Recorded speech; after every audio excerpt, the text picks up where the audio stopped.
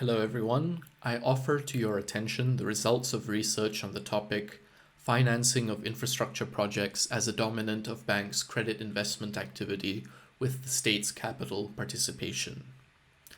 Banks with state participation in capital, or BSCP, in Eastern Europe occupy a prominent place in national banking systems. As a rule, in the countries that are Ukraine's western neighbors, BSCP are specialized and their mission is aimed mainly at long-term development programs and support of export-import operations.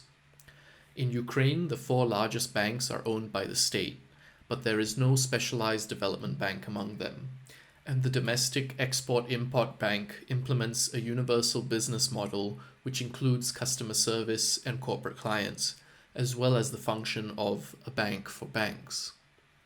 As a rule, in Eastern European countries, BSCP implements mainly the following types of national strategic programs: infrastructure development, support for small and medium-sized businesses, regional development, and the elimination of sectoral disparities. These programs are divided by products into loans, guarantees, and subsidies. In some countries, BSCP also implements programs for student loans, mortgage lending, support for innovative and startup enterprises with grants. After the declaration of independence during the collapse of the Soviet Union, Ukraine as an independent country began to create all national institutions, including the banking system, from an almost clean slate. The National Bank of Ukraine, the first level of the banking system, and commercial banks, the second level of the banking system, created in that period, began to serve the economic needs of a state in deep economic crisis, transforming along with the socio-economic changes of the state. The peculiarity of the development of the second-tier banking sector in Ukraine was that it developed mainly due to private investment in high competition between 200 legal entities. The share of the two state-owned banks, Ukreksimbank and Oshadbank, in the first decade of development in banking assets did not exceed 10%. After the Orange Revolution, Ukraine opened up to foreign capital in 2005. This was due to the structures of the banking and insurance markets. The share of banks with 100% of foreign capital in a short period exceeded 35% of the total system of capitalization.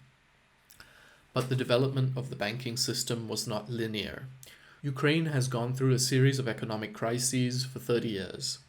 In 1998 to 1999, the Russian tsunami defaulted on the largest foreign economic partner at the time. There was the global financial crisis in 2008 and 2009, which led to a deep devaluation and destabilization of the mortgage market, with a high share of foreign currency loans in the sector. The crisis of 2014 to 2015 was the beginning of Russian military aggression with the annexation of Crimea and certain areas of Donbass, where Ukraine lost not only territory but almost 20% of her industry, which generated export revenue from which banks received significant amounts of NPL under objective circumstances.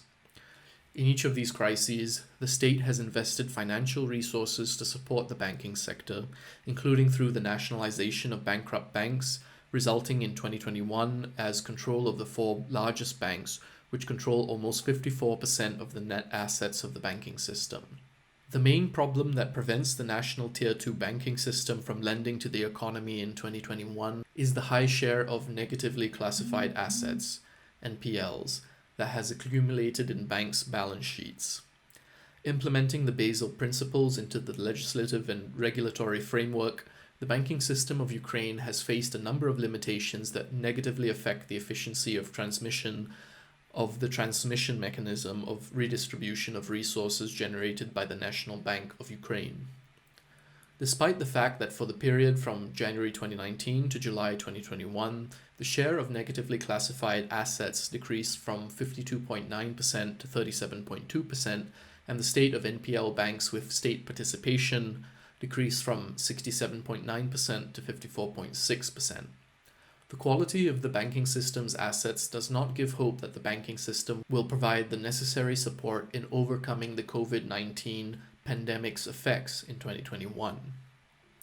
In 2020, in the conditions of the COVID-19 pandemic crisis, the banking system of Ukraine ensured the stability of settlements in the national economy.